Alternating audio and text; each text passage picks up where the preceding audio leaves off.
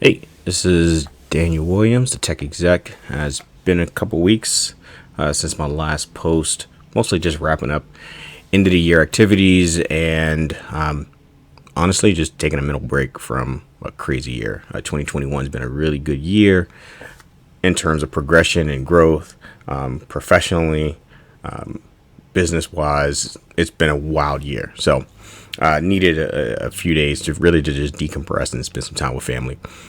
That's really where I put my focus the last few weeks. But in the meantime, I did spend quite a bit of time reading, writing, and really thinking about where I wanted to take this channel next.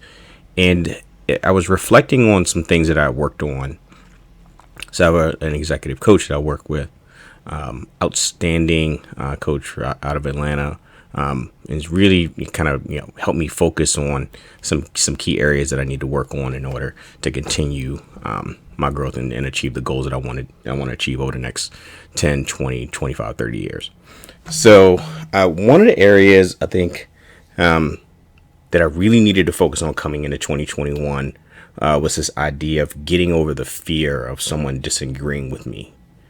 And it's interesting because I've presented in some really high stress situations, whether it be clients, pitch meetings, sales meetings, whatever it might be. And I've closed some really big deals, but there's this overriding fear that would creep into my mind in certain situations where I would have this concern that somebody would disagree with a perspective or an idea that I had, and wouldn't necessarily chime in when I had the idea, or when I had the idea fully formed. I would wait, and probably just a little bit too long. So in talking to the coach and in talking with a few other people, it sounds like this is a really common occurrence. Highly successful people deal with this. It's one of the things that it's a hurdle that a lot of us have to work to get over. And he gave me some really interesting tips on how to move past it. But the first thing I had to realize was that it wasn't a weird thing. It wasn't something where I was abnormal, where I was having this overriding fear, and I was the only one in the room having this fear. It's something that a lot of us go through. And so, I thought about, why did I have this fear, and why do a lot of us have this fear? And part of it, I think, is this. For me personally, it was didn't want to be an asshole, so didn't want to come across as either criticizing someone else's idea or having an idea that conflicted with somebody else's opinion. And it was something that weighed heavily on me a lot of times. And what I had to do was really think about, why am I in the room? Why are all of us in the room? It's really to provide our perspective and our ideas. And if you don't have unique perspectives and unique ideas, you really don't need to be in the room. So that's the first thing you need to think about. The second thing you need to think about is, the thing that you're going to say, your idea, your perspective, or even a criticism, might change the whole conversation in a way that you had never even foreseen. I can think of a couple of examples. One was, I had a client who was ready to spend a few $1,000,000 on a new technology solution. I had gone through a similar situation a couple years before, and what I was able to do was chime in, walk them through my experience and what had happened, what was the outcome, and ended up saving them probably about $5 million on an initiative they didn't have to spend on. And they ended up redirecting a lot of that spend to my team and some of the things that we can get done for a lot less expensive. But had I not chimed in and weighed in on it, that could have easily just proceeded. They would have spent the money spent the money on this thing that they didn't have to. They would have still spent the money with us, but it had this net benefit of building trust. So, so think about when you're in a room, when you have some unique perspective, some unique thoughts on a topic. Don't bite your tongue. Chime in. The other thing is, don't wait till it's too late.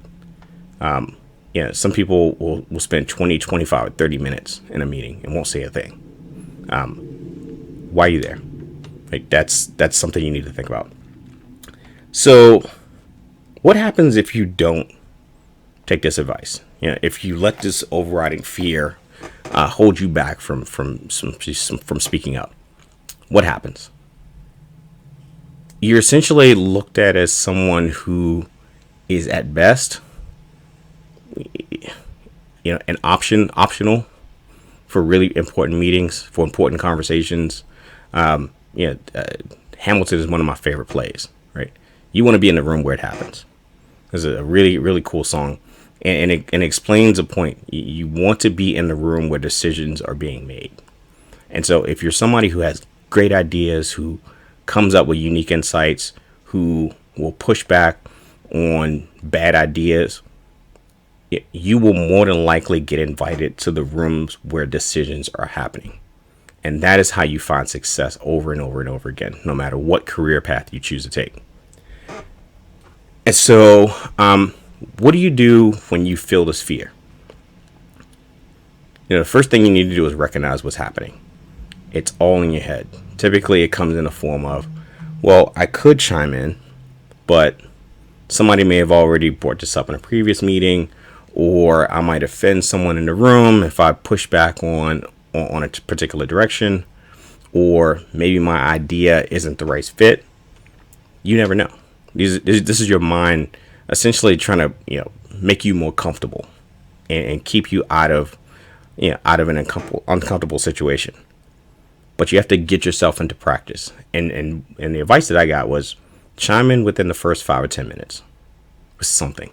And what that has the benefit of doing is it essentially starts to warm you up, right? You get into the conversation, you get into the flow, and you're part of the meeting instead of sitting in the background. Yeah, and so these are things that I've put into practice, and it's really helped me to get more comfortable chiming in and bigger and more important meetings. And it has had the net benefit of making me into a more effective advisor, a trusted advisor to clients, to associates. It has put me in some really important meetings where I'm pitching, where I'm developing approaches that, in terms of technology, in terms of sales strategy. It has put me in a situation that I never thought I'd be in 5 or 10 years ago. And so putting these things into practice will help you also, particularly if you feel this fear, if this is something that you feel like is holding you back. It's something that I would highly recommend that you start to, build into your daily practice. So think about one other thing. In order to solve problems, in order to think, Jordan Peterson? This is a really good quote. He says, in order to think, you have to risk being disagreeable. And not disagreeable in terms of being an asshole, but disagreeable in terms of critiquing bad ideas, in terms of someone potentially disagreeing with your perspective. But even if they disagree with your perspective,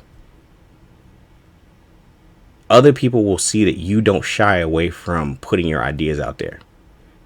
And even if your idea, even if they are fully bought into your idea, even if they don't go with it, even if they say, nah, we've tried that, no thanks, right? You start to build those muscles of weighing in and putting your ideas out there. And you get into a much better, more effective rhythm, right? And you're part of the conversation. And you're no longer an optional invite to a meeting. You're a required invite. They want to hear you. They want to hear what you have to say. And then people will automatically start to just turn to you. Well, what do you think, right? So how do you put this into practice? Develop ideas at work. Write them down. When you see a problem, write it down. If you have develop ideas for startups. If you see a need in the market, if you come up with a better solution that people might disagree with. So what do you see in the marketplace? What do you think and out in the world that most people would disagree with? Right? Write these ideas down. And then the last thing is get in the practice of confronting and rejecting bad ideas. So if you're in a meeting, if you're in a conversation, and you hear a bad idea, a bad explanation for something, you can get into the practice of asking, okay, why do you believe that? Right? And start to peel back why someone has a bad idea or a bad explanation. And it could either go in two ways. Either they can win you over and you can start to, and you learn something new, some perspective that you didn't have, or you win them over and they realize that they have a bad idea or a bad explanation. And hopefully that turns into a really productive conversation where you develop a net new idea, or you won someone over who you can have really in-depth conversations and critique each other's ideas. So these are the things that I do on a regular basis. Not perfect at it. I'm a work in progress, but it's something that I highly recommend that you start to do in order to get over this fear of people disagreeing with you, because it is something that will hold you back in the long term. So with that, I appreciate it. Hopefully this was helpful. And I will continue to, share things that I learned. Hopefully it'll help you too. All right. Have a good one. Bye-bye.